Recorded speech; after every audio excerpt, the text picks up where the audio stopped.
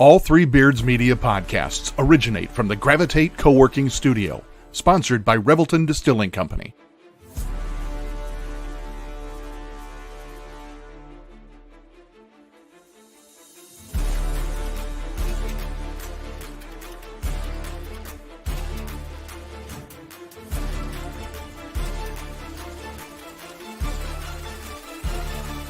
Drop it.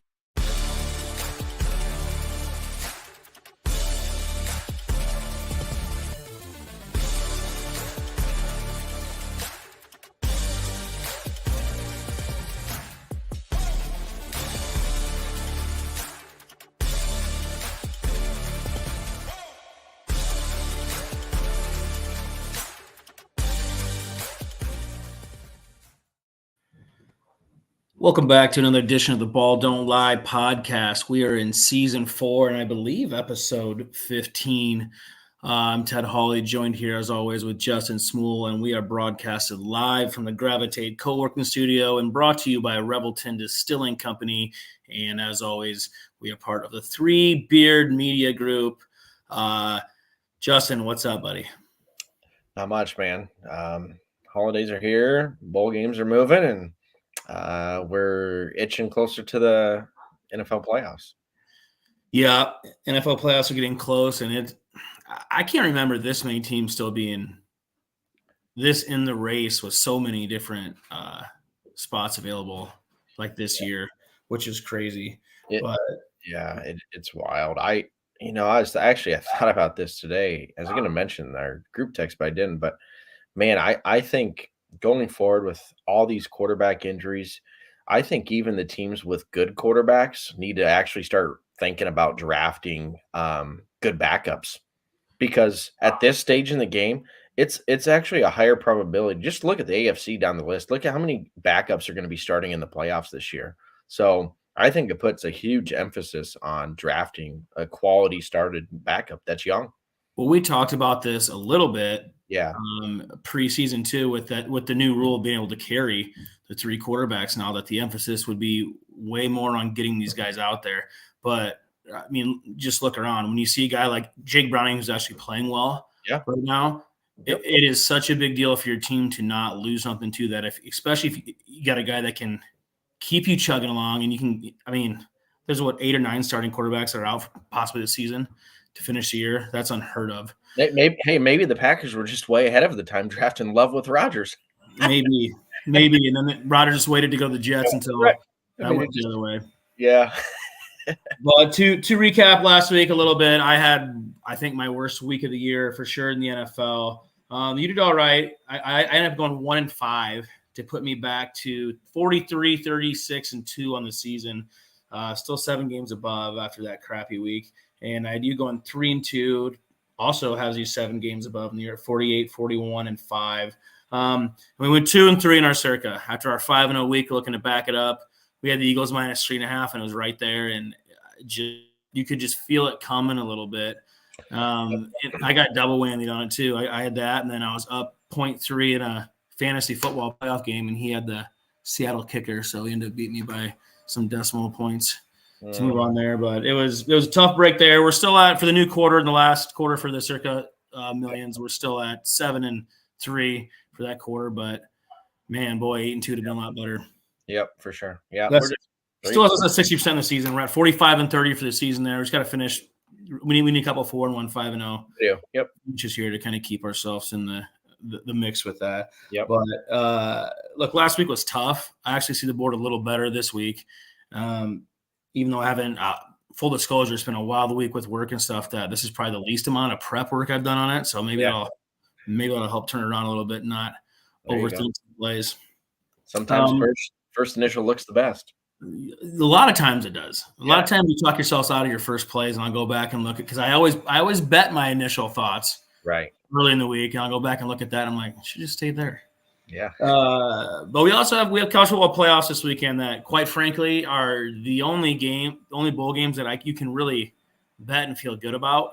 I bet a couple other ones, just not really caring. But with the transfer portal right now and not knowing who's playing, it's just that those other bowl games have kind of lost their luster. I see there's still a bunch of eyeballs on them. I see the ratings are still through the roof, so they're not going anywhere anytime soon.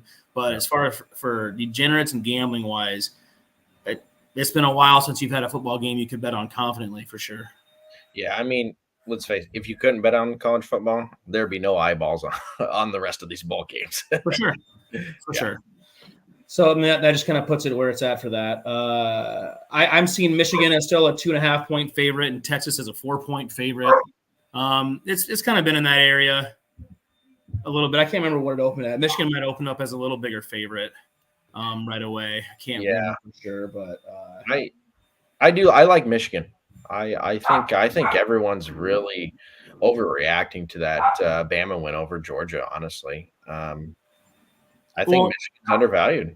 Do you think – here's a question that came up with some stuff too is I think Georgia would be favored against all 4 teams in here, and they're not in it. So everybody's mad about Florida State.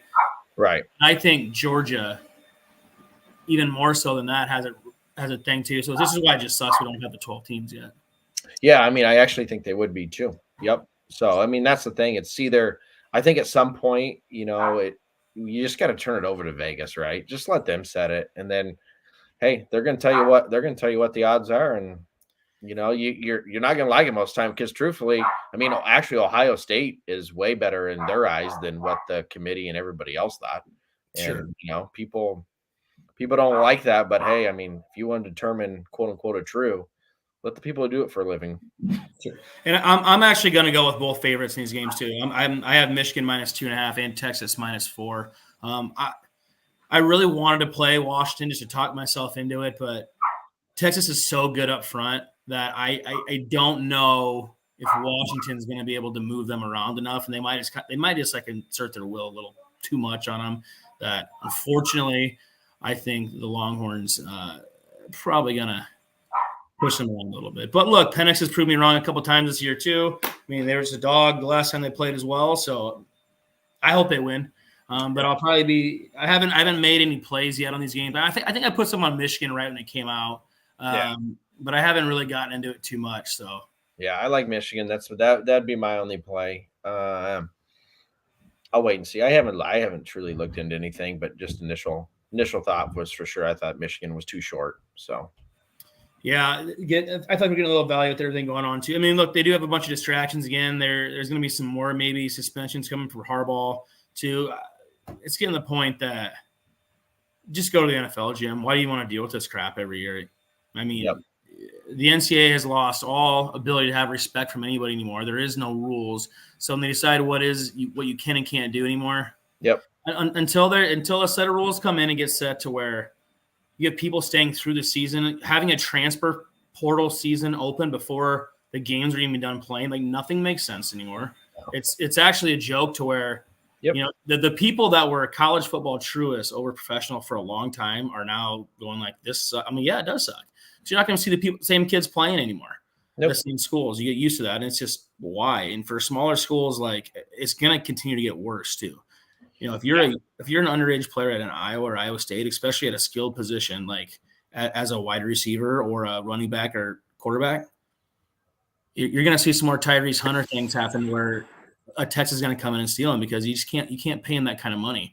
And at some point, you just have to go, we're not going to get in that mix. We have these little collectives, but what we think we're raising for money does nothing compared to what some of these oil schools and these bigger boosters have. Like we can't compete in Iowa with that.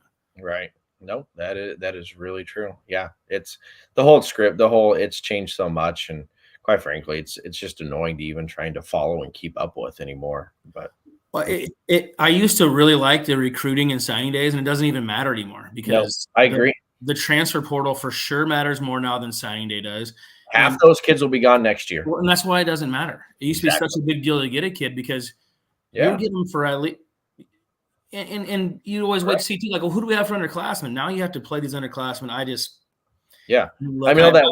always in the pro side anyway, and it's even just more so now that I'm for sure. I mean, I saw that one kid flipped. I think it was the number one player flipped from Ohio State to Florida State. I laughed. I was like, he's going to flip from Florida State after next year, so it doesn't really matter. It doesn't matter. I Yeah, mean, this guy, you have to go back to. I'm all for kids having flexibility to do stuff and getting paid. Like there's Sure. things. All these things are fine. It's look, who to be mad at is the NCAA. They botched it. They got behind it and waited until I got ordered. And there was nothing they could do. They could have got ahead of this. They didn't. They have idiots running the show with that, and there's no going. You can't go back in the bag after it. So you have to find a way. The only way to go back a little bit is when you make these universities start paying the kids themselves, and they don't want to. Nope. What really bothers me is you have, these Iowa and Iowa State collectives. I'm sorry, there's good people running them, I'm sure, but you're asking these fans who are already paying inflated ticket prices to buy your merch, do all this stuff, and show up for games. Oh, and also, if you want to have these players, you better start giving these collectives so we can get the players you want too. So it's all back on the fans again to do this. Right.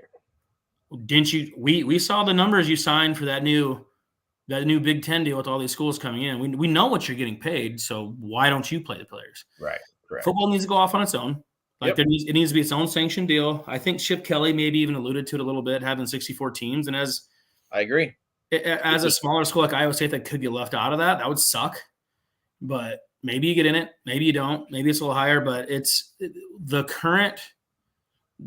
not sustainable to have this forever because the balloon's going to pop at some point to where the money's going to stop getting pumped in. You just have to go enough's enough. You kind of have to go to where the New York Yankees got to a point to where they just kind of quit buying all the free agents all the time. Just like, we're not getting championships anyway. Why don't we start trying to develop players?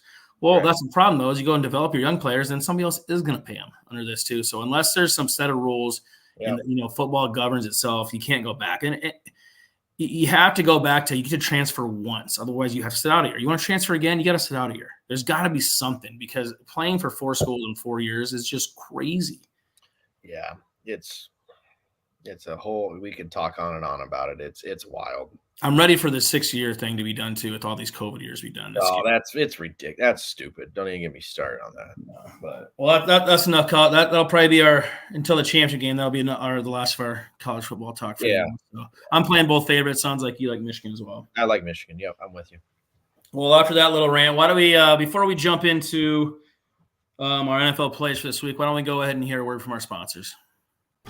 Why take the best corn in the world and make it into fuel when you could make it into whiskey? That's the question that launched Revelton, Iowa's most visible and fastest growing distillery. Owners Rob and Christy Taylor embrace the grain-to-glass philosophy, sourcing ingredients locally and overseeing on-premises production and bottling at their facility in Osceola. One sip, and you'll agree that Revelton's handcrafted whiskeys, gins, and vodkas are the best you've ever tasted. And with the launch of their rye whiskey, made with 100% Iowa-grown rye and corn, and their new bourbon coming soon, there's more Revelton to love than ever. Iowa's own Revelton Distillery. ReveltonDistillery.com. The great thing about working from home is working from home. The worst thing is working from home, especially for face-to-face collaborations with customers and coworkers. And let's face it, coffee shop meetings are neither private nor professional. So skip the trip to Starbs and investigate Gravitate Co-working Space. For more than 10 years, Gravitate has provided large and small office and conference spaces perfect for hosting meetings, workshops, or other events, as well as private phone booths for confidential conversations. Plus, all spaces include secure fiber internet, free coffee, and access to a kitchenette. All you need is your laptop. Gravitate does the rest. And renting space at Gravitate is surprisingly affordable. An hour of office space costs about the same as venti caramel macchiatos and breakfast sandwiches for 2. Daily and monthly rates are also available with no long-term commitment. Learn more at gravitatecoworking.com. That's gravitatecoworking.com. Thanks again to our sponsors, and welcome back again to the Ball Don't Lie podcast. I'm Ted Hawley, and he's Justin Smool. We are in Week 16. We are nearing the end of the NFL season, which makes me excited. Yeah. Also a little depressed because I miss having those NFL games at the end of the week. But look, these are where it's fun, though. These games matter a lot, and there's so many teams with stuff to play for right now that it makes the games even better. There's not a bunch of teams running away and a bunch of dogs this year, which makes it all the better the NFC South is completely up for grabs still with 3 teams available. So we might as well just go ahead and start it right there. I'm going to go back to my well. Okay. I need my Falcons to win this week. They let me down again last week against Carolina. I think you kind of saw that coming a little bit. Yeah. I got them at -1 earlier in the week. They're -1 in our circa plays here too. And I think right before I went on, you said they're maybe even up to a -2 here. So if you see where you can get them at, I still like that. I can kind of win by a field goal or more, but I love the Falcons at -1. And he's coaching for his job now. I don't think he was until last week, but maybe he'll just wise up a little bit and give Bijan 30 touches because that's what he needs to do. And I saw they're going back to Heineke. Yeah, they are. I mean, that's been my gripe with Art. Like, it almost feels, and I'm with. So, by the way, this will be on our card, so I'm with you. It's on my card as well. I mean, Art, it's not to the extent of like a Josh McDaniels, the biggest. He thinks he's the smartest guy in the room, but it's damn near coming to that point, and it's like, dude, you drafted Bijan. He is a freak talent. Give him the ball. What are you doing? So doesn't it feel like he didn't draft him, or maybe that wasn't his decision? Exactly right. And he's trying to prove a point by saying, the McDaniels way, right? I'm the smartest guy in this room. I drafted Ritter. He can play in this league. He's not a starter. He's not a starter for it. If you want to get to the level you want to get at, that's not your guy. Maybe he can be a backup, but he's proven he's not the guy. That turnover late in the game last week, I mean, the game's over. Don't throw that ball. No. Take your field goal there, and the game's over. Right. And you know what? Maybe, hey, we say this all the time. Some guys just aren't head coaches. And Art may be one of them. Well, and that's just the thing is he, right away when he got there, he made him play a little better, and he built around the trenches and did some stuff right. But I can't remember who. It might even been Chris Sims this week. They got talking about it like they brought in Taylor Heineke. I think he's getting like $8.5 million. They're like and they wanted him and Ritter in their room. It's like, well, you could have had Baker for 4.5 with incentives. He was right there. He was fully available, and you didn't take him. Nope. I mean, Baker's going to finish top 5 to 8 in the MVP voting this year for sure. He will. Yeah. I think, and too, I think Colts just a tad over. It's a good sell high here on Indy, I believe. I know Taylor's going to be back, but I'm just putting my faith in Art here to really wake up and bounce back here with the. He has to get this win. Like he has to get this win. He's firmly on the hot seat if you don't. Yeah, for sure. So all right. Got one play. I got to play Saturday night, so I'll backtrack here, and it's for sure. I'm going against the public here, but and we talk about sell high all the time, but look, there's too much love on this Jake Browning kid right now. Look,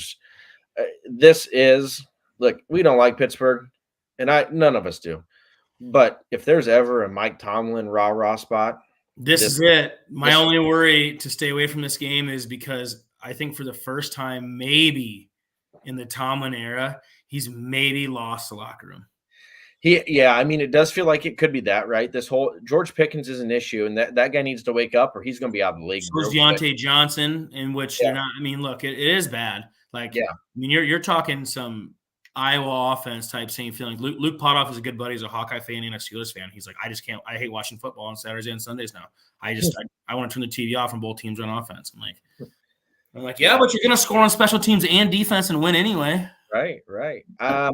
This is the spot. I mean, this it is a spot. You're completely right. It would be here or nothing for me. Yeah. The thing that scares me is that I think for possibly the first time, he's maybe lost his locker. Sure. And that makes I love the switch at quarterback because Trubisky ain't it. And if he was playing, I'm not on it, but I do believe Rudolph has the capability to move it. He will move it. He is not afraid to move it downfield. No, he will throw it downfield. And that might be what those two guys on the outside need is just some early touch to get the ball out and just throw it down. Yep.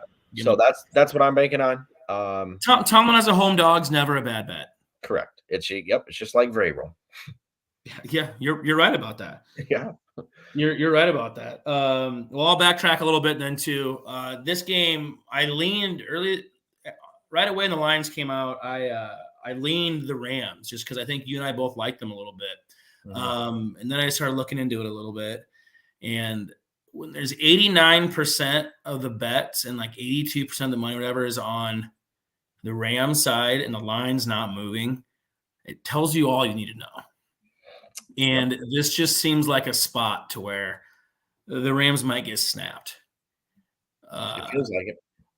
Doesn't it? To where the Saints kind of just back in their win this too. So the more and more I thought about it, I'm actually loving the Saints tonight, and I put 3 units on it actually. Oh wow, okay, yeah. I mean, you make plus 4 by the way, plus 4. Yeah, there's certain teams. I mean, we'll get into the card, right? But there's just certain teams. We talk in last week. That's the way I was with Atlanta. Right? I just like there's certain teams I just can't lay points with on the road. There's certain teams I don't want to bet when they're laying more in a field goal. The Rams are that team. Sure, and I love them as dogs. I think they can back their cover anybody. Yeah. You want to give us a dog on the road with Rams? Well, we like them. I mean, they were good for us at Baltimore a couple of weeks back. I still like them, and they could have win this game by 3, and I'll still be happy. You're right, exactly. I'd be with you. It's Saints or nothing for me too. But I'm just passing on it because I don't know. Who knows? I don't know what shows up in this game. It could be pretty ugly. My second, so I said Vrabel's a home dog. Where I'm going to go back here. I had a gross loss with him last week, but I like him. What I just said, Seattle as a road favorite. Nah, no thanks. They don't deserve to be. I wouldn't bet them as a road favorite over anybody in this league. And it's a brutal spot. We saw what happened on Monday night, the huge comeback. I think everyone's saying, oh, Seattle still has a chance. Yeah, maybe. I mean, yeah, theoretically they do. I think it's brutal, just a brutal situation. And actually, it looks like Tannehill might get the nod here because Levis might be out. Really? Yeah. So that's interesting, actually. I actually think that helps him. If that is the case, even if it is Levis, I'm okay with it. Vrabel's that coach. He doesn't tank. You don't have to worry about that. You don't have to worry about the effort. If an owner came and told him to tank, he would do the absolutely not. It's just not in his DNA. Nope, not him. So that's one thing you don't have to worry about or question, which I like. Letdown spot. It's a huge letdown spot, and it's going to be a weird situation too for Seattle on this.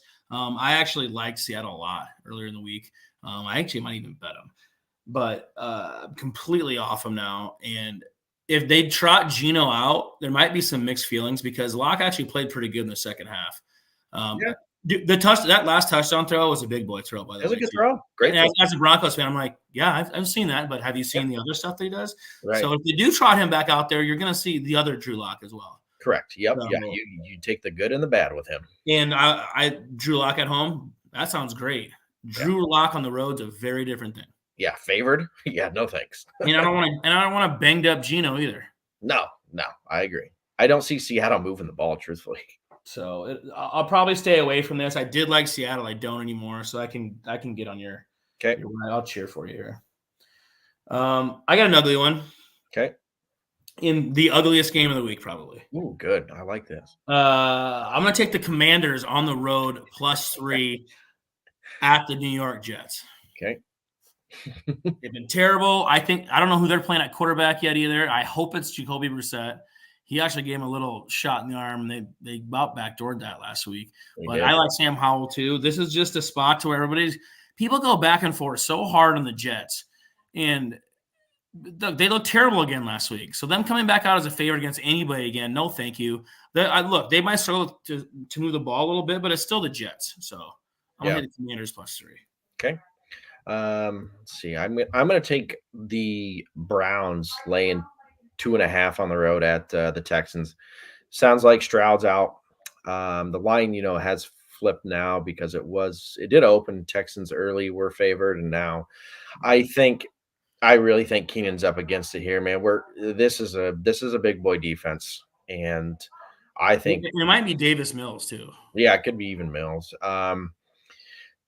People are really sleeping on this Browns team with all the turmoil and injuries that they've had. I mean, talk about a coach who's done this is an impressive job, in my opinion, this year. That's not being talked about enough. The Jets could have had Flacco in the building. Imagine if they had Flacco throwing the ball around like this after Rodgers is gone with the defense. What a mistake that was. Yeah, 100% agree. I think I think the Texans are getting a lot of love for that performance. They snuck it. They had no business winning that game at the Titans last week. That was a gross loss on my end. And I think they're up against it here with the Browns. So And it sounds like this concussion's so bad because he's having the light sensitivity thing right now with CJ Stroud. It happened in the Broncos game a couple weeks ago. They tried to pull him up, and he was absolutely dead weight. They let him continue to play. Then he got another one the next week. He might not play again this season. Yeah, I mean, it's unfortunate because they're in that three-way tie for the division. Yeah. Which sucks. But yeah, I'll lay it with the Browns. Yeah, so this is on my card as well. So this will definitely be making the card there. I actually caught the Browns earlier this week at the better number too, and I like it here now. I did too. But I love 2.5 as well. Yep. So that'll be our next play on the card. We got 2 for sure. I'm gonna go uglier than the last play I just made. Oh, good, because I might have this one. I hope you do. They weren't good to us last week. Okay. Do you know where I'm going? Yeah, no, because you didn't pick this team who I was thinking, but I'm going back to the Kyler Murray, my boy, plus 4.5 on the road against the Bears. Okay. Bears getting a lot of love. They're playing better. Cardinals laid an egg last week. This is going to be the card, and I have the Cardinals under 4 wins for the season, so I think they're going to win the game. This might get them to 4 and give me a push, but I don't know. 4.5 points seems like a lot for the Bears to be favored by. Kyler can do some things. I'm going back to Cardinals. Yeah. I mean, this is once again, right? There's just certain why are the Bears favored by over a field goal over anybody? You just don't do it. If I played this, it would be I do have a small little bit on the Cardinals, so I do agree with you here. Just probably missed my card for the week, but it's definitely Cardinals nothing. So this probably feels like a pretty good play to add for us this week. I will go with I'm going to take the Carolina Panthers plus 4.5 against the Packers. Ugly. And it's so ugly, I kind of like it. Yeah. These guys have not been good to you this year, though. No, Carolina's actually Bryce Young owes me a lot of. He owes you a lot of money. Yeah, steak dinners. But I will. The Packers have probably been one of my better teams that I've been on or against, and so, hey, here's a team. They're laying more in a field goal on the road. Like we've seen this song and dance with them. We faded them when they did at the Giants, and they lost. People laughed at us. They lost outright. The biggest Packers optimist we know, Jordan Walker, who is so fed up with these guys. I was talking today, actually. He's so fed up with them, and not with them, with Joe Barry. He's so mad at their defensive coordinator. I was like, talk me out of putting them in my card. I usually just say that so I can get an honest reaction. And he said, don't play them. He said, don't play them. And I was like, yeah. Hey, Carol. I mean, you know what? For the Carolina, the main reason too is when you see a really bad football team go win a game late in the year, it shows that they haven't quit, and that's the sign that I like. Well, and the other thing for that is you don't get to pick anyway. Like the owner probably doesn't want to look wrong either. He wants you to win some games because sure.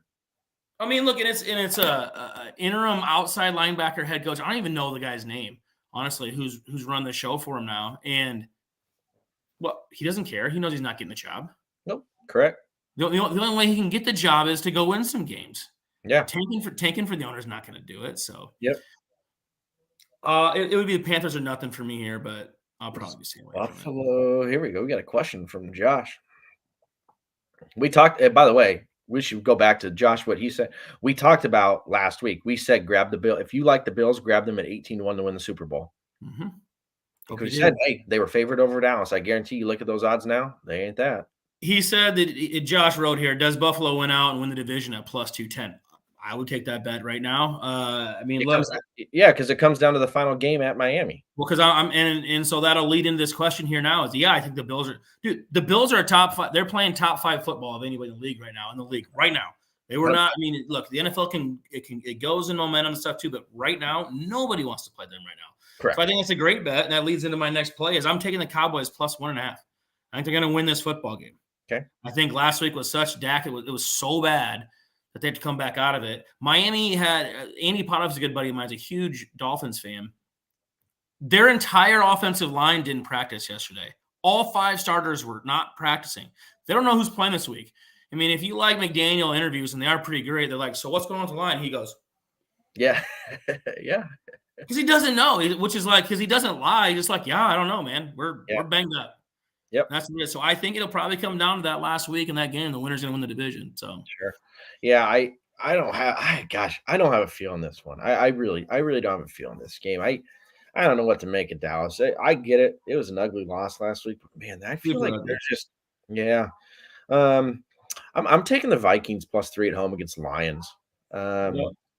here's Detroit last week, I liked them last week, and it wasn't because I liked Detroit. It was You I felt did. like I felt like it was a cheap spot against the Broncos, and I mean, it was You were kind of right. it was just a no-brainer type of play there, but Thank God I was at a comedy show not to watch that live. yeah, yeah, it got ugly. But the I mean, Vikings as a home dog here, boy, this team has a lot of fight in them left, and they're still.